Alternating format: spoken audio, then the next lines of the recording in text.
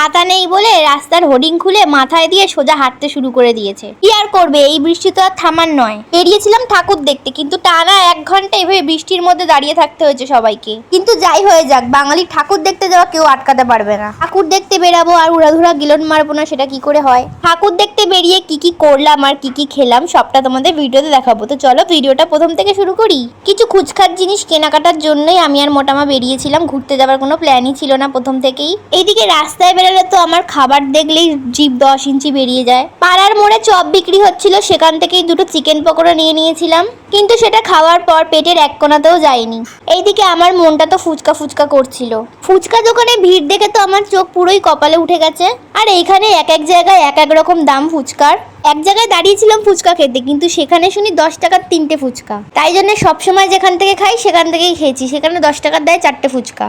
একটা ফুচকা বেশি পাওয়ার লোভে কত দূর হেঁটে হেঁটে এসেছি আমি। ফুচকা দোকানের সামনে বাড়ি নিয়ে দাঁড়িয়ে থাকার যে কি কষ্ট সেটা বলে বোঝানোর মতো নয়। এইদিকে কিন্তু অনেক জায়গায় এখনো ঠাকুর নিয়ে আসেনি, অনেক জায়গায় ঠাকুর এখনো নিয়ে যাওয়া হচ্ছে। এটা চতুর্থীর ভিডিও, চতুর্থীর দিন বেরিয়েছিলাম। কেনাকাটা করার সাথে সাথে কিছু কিছু প্যান্ডেল আমরা ঘুরে দেখেও নিলাম। পুরোনো জন্ম পরেই বেরিয়েছিলাম, কারণ তখনও ঘুরতে যাওয়ার কোনো প্ল্যান ছিল না।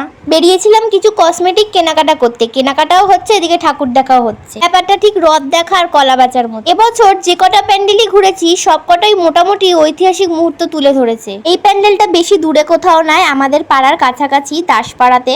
প্যান্ডেলটা ছোট হলেও থিমটা মোটামুটি বেশ ভালোই করে প্রত্যেক বছর। এখানকার দুর্গাটা বানিয়েছিল রাজবাড়ির দুর্গার মতো। অনেক প্যান্ডেলে দেখি ভিতরে দেখার মতো কিছুই থাকে না, কিন্তু লাইন এমন দেওয়া দেবে মনে হয় বিশাল কিছু করেছে ভিতরটা। কিন্তু দাসপাড়ার প্যান্ডেলটা ভালো করলেও এখানে কিন্তু লাইনের কোনো ব্যাপারই দেয় না। যাই হোক, আমাদের শরীরে এমন পরিমাণে তেল, আমরা এতক্ষণ ধরে কেনাকাটা করার পর বাড়িতে গিয়ে ড্রেস চেঞ্জ করে বেরিয়ে পড়েছিলাম ঠাকুর দেখতে। আর প্রত্যেক বছর যখনই আমরা ঠাকুর দেখা শুরু করবো, প্রত্যেক বছর বড় প্যান্ডেলের মধ্যে এই প্যান্ডেলটা থেকেই আমরা ঠাকুর দেখা শুরু করি। আর এখানেও ঠিক ঐতিহাসিক থিম তুলে ধরেছে। আর এই প্যান্ডেলে তো ভিড় বাড়ানোর জন্য ভিতরে 2-3 জন করে লোক ঢোকায়। দুর্গা মূর্তিটা করেছিল কোনো রং ছাড়া, শুধুই মাটি। তারপর সেখান থেকে সোজা চলে এসেছিলাম শিলপাড়া 12 মন্দিরে। আর এখানে এসেও দেখি ঐতিহাসিক মুহূর্ত তুলে ধরেছে। এখানের থিমটা এতই অন্ধকার করে ফেলেছে যে কিছুই দেখা যাচ্ছে না, যেদিকেই তাকাই সেদিকেই শুধু লাল। যাই হোক, মোটামুটি বেশ ভালোই লেগেছে। তারপর এখানে দেখলাম প্যান্ডেল মোটামুটি যাই হোক, কিন্তু ঠাকুরটা ভীষণ সুন্দর হয়েছে। মনে হচ্ছিল সত্যি মা দুর্গা দাঁড়িয়ে আছে। যেমন ঠাকুরটা সুন্দর হয়েছে তেমনই হয়েছে সাজ পোশাক। তারপর সেখান থেকে চলে আসলাম আরো একটা প্যান্ডেলে। এতগুলো প্যান্ডেলের মধ্যে আমার আপাতত এই থিমের প্যান্ডেলটাই বেশ ভালো লেগেছে। এখানে পুরোনো দিনের কফি হাউসের চিত্র তুলে ধরা হয়েছে। যত রকমের থিম করা হয়েছিল সবগুলোই মাটির চা কাপ, চেয়ার, টেবিল, সিঁড়ি সবকিছুই মাটি দিয়ে তৈরি। বেশ পুরোনো দিনের কফি হাউসের মতো অনুভব হচ্ছিল। ফটো তোলার মতো বেশ সুন্দর সুন্দর জায়গাও ছিল এখানে। আর এই পুজোয় এই ক্লাবের নাম হলো বেহালা ক্লাব। তাড়াতাড়ি ঠাকুর দেখার জন্য কোনো তাড়াও ছিল না। বেশ সময় ধরে প্যান্ডেলটা দেখা গেছে। প্রত্যেকটা থিমই কিন্তু আমার বেশ পছন্দ হয়েছে। এখানকার ঠাকুরটাও কিন্তু করেছিল বেশ ইউনিক। বেহালার মধ্যে এতগুলো প্যান্ডেল যে তুমি একদিনে দেখে শেষই করতে পারবে না। তোমার হাতে 2 থেকে 3 দিন সময় নিয়ে তোমায় ঠাকুর দেখতে হবে। তারপর সেখান থেকে চলে এসেছিলাম আরো একটা প্যান্ডেলে। আর এখানে থিমটা কি করতে চেয়েছে আমি ঠিক বুঝতে পারলাম না। মানে যেটা মনে চেয়েছে সেটাই করে দিয়েছে। তারপর সেখান থেকে চলে গেছিলাম বেহালা নতুন সংঘ ক্লাব। প্রত্যেক বছর এখানের থিম বেশ বড় করেই করে, কিন্তু এবছর দেখলাম বেশ ছোট করেই করেছে।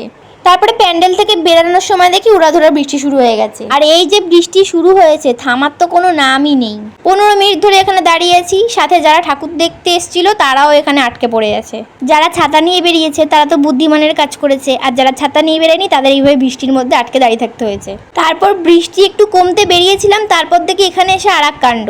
রাস্তার হোর্ডিং খুলে মাথায় দিয়ে হাঁটতে শুরু করে দিয়েছে। ঠাকুর দেখবো কি, 1 ঘন্টা ধরে এখানে দাঁড়িয়ে রয়েছি। কেউ ভিজে ভিজে যাচ্ছে, আর কেউ কেউ আমার মতো ঘন্টার পর ঘন্টা এখানে দাঁড়িয়ে রয়েছে। এত পরিমাণে খিদে পেয়ে গেছে দাঁড়াতে দাঁড়াতে, ভাবছিলাম একটু মোমো খাবো। সে মোমো তো আর পেলামই না। তারপরে স্প্রিং রোল নিতে হয়েছে। অখাদ্য মার্কা স্প্রিং রোল খেয়ে তো পেট ভরলই না, তাই জন্য একটা বিরিয়ানির প্যাকেট বাড়িতে নিয়ে চলে এসেছি। কিন্তু বিরিয়ানিটা বেশ টেস্ট ছিল।